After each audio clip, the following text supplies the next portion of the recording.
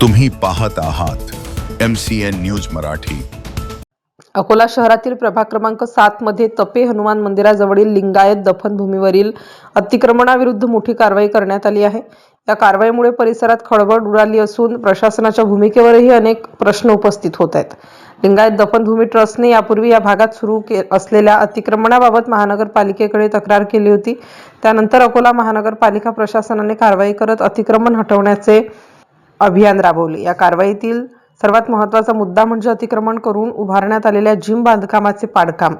या जिमचे बांधकाम बराच काळ चर्चेत होते आणि आता कारवाई दरम्यान ते जमीनदोस्त करण्यात आल्याने हा विषय सध्या शहरात मोठ्या प्रमाणात चर्चेला जातोय। स्थानिक पातळीवर अशीही चर्चा आहे की संबंधित जिम संचालक हा परिसरातील प्रभावशाली व राजकीयदृष्ट्या सक्रिय विद्यार्थी आहे, त्यामुळे हा मुद्दा अधिक चर्चेत आला आहे। मात्र याबाबत अधिकृत पुष्टी होणे बाकी आहे।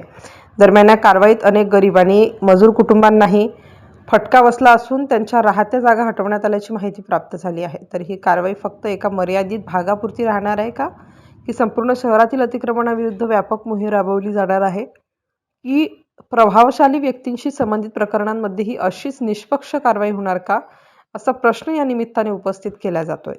MCN न्यूज मराठीकरिता मोहम्मद जुनैद, अकोला।